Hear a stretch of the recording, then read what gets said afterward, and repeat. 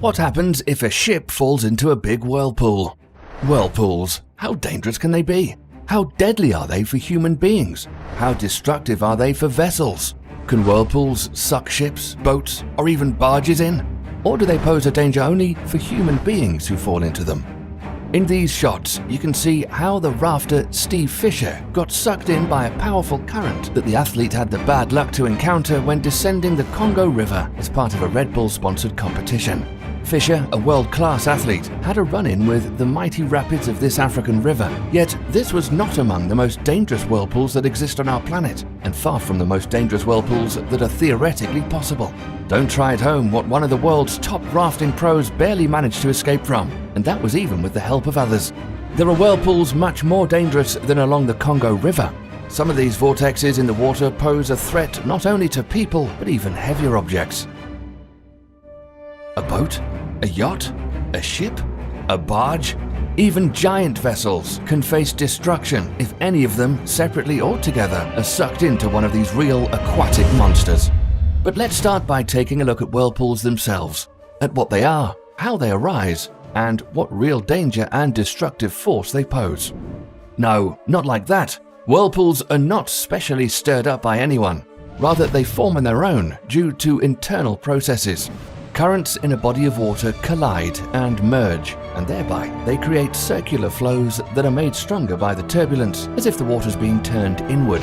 If there is a deep hole under the water, and above this hole tons of water are flowing from opposite directions towards each other, a vortex is created, and this is what a whirlpool actually is. Let's try to helpfully illustrate this principle with, oddly enough, a clockwork mechanism. As we explain, you'll understand why we chose precisely this as an example. You can see how the tireless little gears in a clockwork mechanism drive one another on by rotating, as they constantly grip on one another with their teeth. Each of these gears rotates only because the entire ensemble rotates together. They're never slowed down by friction against one another, but rather they work together in mutual movement. Now imagine that these are not little gears at all, but water currents. The flow of water, when there is turbulence and currents moving towards each other, will rotate from the impact just like these gears. The principle of torque is basically analogous. Only water, unlike the gears in a clockwork mechanism, does more than just rotate. And if there's the necessary turbulence, it'll form a funnel that sucks things in.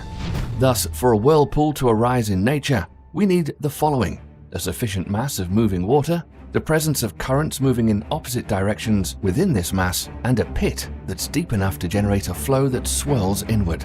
Generally, the fastest whirlpools are those of mountain rivers. They can sometimes reach speeds of 7 miles per hour. However, mountain rivers do not have an amount of water sufficient to suck truly large objects in. People and animals often perish in these currents, but larger objects, for example ships, are just too big for mountain rivers to affect. For those big objects, you'd need to bring out the heavy artillery. The Saltstraumen Whirlpool, Norway. Today is perhaps the world's most powerful naturally forming whirlpool. It arises 4 times per day, precisely every 6 hours, in a strait that is 1.86 miles long and 492 feet wide, and connects the Saltfjorden and the Skjerstad Ford with the Barents Sea. In this hellish funnel, there are gigantic volumes of water that move at unimaginable speeds. Over a single cycle, the Saltstraumen Whirlpool circulates billions of cubic feet of liquid, all at a speed of up to 23 miles per hour. If a person fell into such a whirlpool, then sadly, the chances for survival are slim. And even if a whole boat fell in, it's believed that the Saltstraumen Whirlpool does not pose a risk to large vessels, but to avoid any tragedy, traffic in the strait is scheduled to avoid the times when the dangerous Norwegian whirlpool comes to life. The Maelstrom, a whirlpool famous from Edgar Allan Poe's short story, A Descent into the Maelstrom. Similar whirlpools are found in Norwegian waters. In the Norwegian Sea, these are less brutal than the Saltstraumen Whirlpool, but much more unpredictable and sneaky, and so they are no less dangerous. Indeed, they can be even more dangerous. Maelstrom's rotation barely ever exceeds 8 miles per hour, but these whirlpools are dangerous because of how sudden they can appear. The rocks, the currents, everything here is set up in a way that makes it impossible to predict when the vortex will arise and how fast it will spin, and when water will begin to be sucked into it.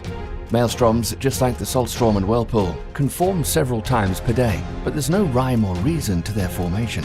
They might appear 2 or 3 times a day. They might appear 5 or 6 times. Such cases are known. Infamously, people have been killed or severely injured in maelstroms on a number of occasions. Maelstroms are capable of overturning even small fishing boats, and such incidences have happened. Today, ships prefer to give these Norwegian monsters a wide berth in order to avoid tragedy. The Naruto whirlpools. These come in at number 3 in their danger to life and limb, and are rightly called the Japanese wonder. Nowhere else in the world is there such a large number of powerful whirlpools in such close vicinity to one another. It's practically impossible to escape them.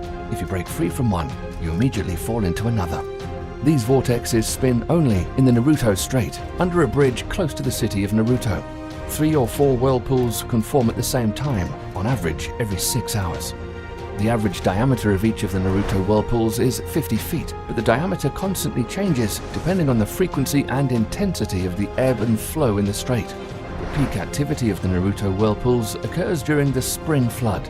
At that time, these whirlpools grow to a diameter of 65 feet, and the speed at which they rotate reaches as high as 13 miles per hour. The Naruto whirlpools are a magnificent sight, but only at a safe distance. Getting up close and personal with these wonders of nature is not recommended. The Saltstormen whirlpool, maelstroms, the Naruto whirlpools. These are gigantic vortexes that exist under natural conditions. But let's imagine how big a whirlpool can grow that's created artificially through technological means. For this, we need to make the strongest current that already exists on our planet and make it spin through powerful turbulence, causing the current to become even more deadly. The world's most powerful current is the Antarctic Circumpolar Current, also known as the West Wind Drift. It flows around Antarctica and is approximately 3 times more powerful than the Gulf Stream. The length of the West Wind Drift is over 18,600 miles, and its maximum width is around 1,553 miles. Over 1 second, this monster of a current moves 200 million tons of water along, and over just 1 minute, 12 billion tons. This unimaginably vast amount of water, dozens or hundreds of thousands of billions of tons, is swept along at a speed of 190 feet per second.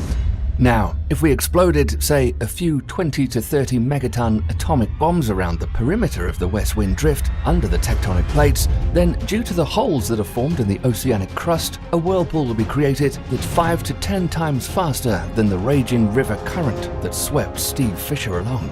Imagine that rushing at you with the speed of a car is an entire ocean. This is what our artificially created whirlpool would be like. With the amount of water that would be involved, hundreds of billions of tons, not only would ships, yachts, boats and barges disappear, but so would entire fleets of many thousands of vessels, oil rigs and any other structure that's in the path of this wild Antarctic current.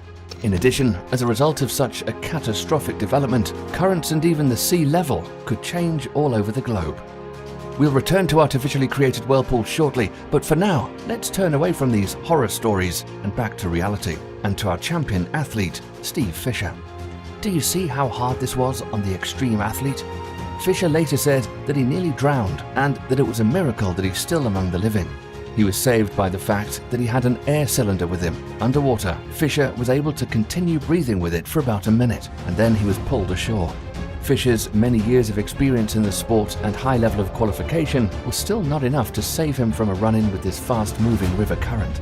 Even a whirlpool that's not among the world's strongest can nevertheless be a mortal danger.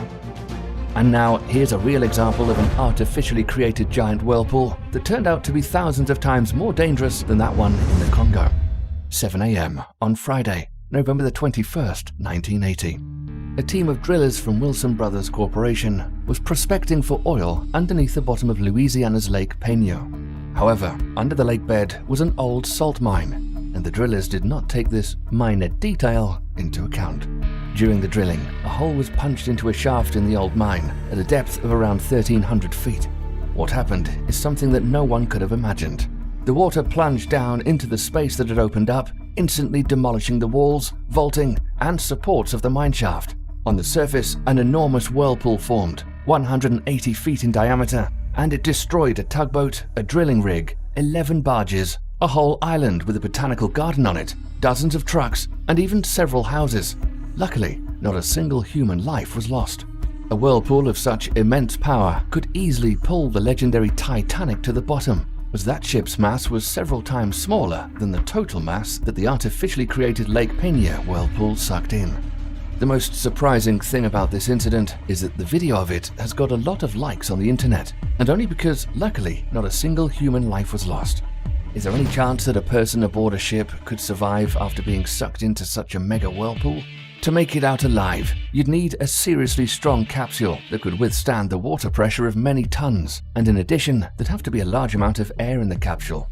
Take, for example, what happened when the tugboat Gascon 4 was crushed. The tugboat capsized and sank off Nigeria on May 26, 2013. Everyone on board died, except the ship's cook, Harrison Okene. He was fortunate enough to lock himself in an airtight cabin and survived underwater for 3 days before being rescued. When rescuers brought Okene up to the surface, it turned out that an air pocket formed in the space where the cook had sought refuge, and that's why Harrison Okene was not crushed. However, the chances that any other person on a sinking ship would be so lucky are slim. So, to survive a mega whirlpool, you need to be in a capsule, which is a hermetically sealed air bubble. And of course, rescuers have to arrive quickly, as you might soon run out of oxygen otherwise.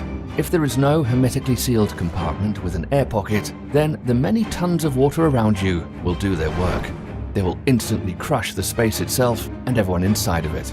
Secondly, such a powerful whirlpool always forms when the depths reach hundreds of feet, and it's impossible to escape from such a depth just on your own. Although if the depth is not great, not 13 to 1700 feet, but just 50 to 65 feet, the chances are still slim.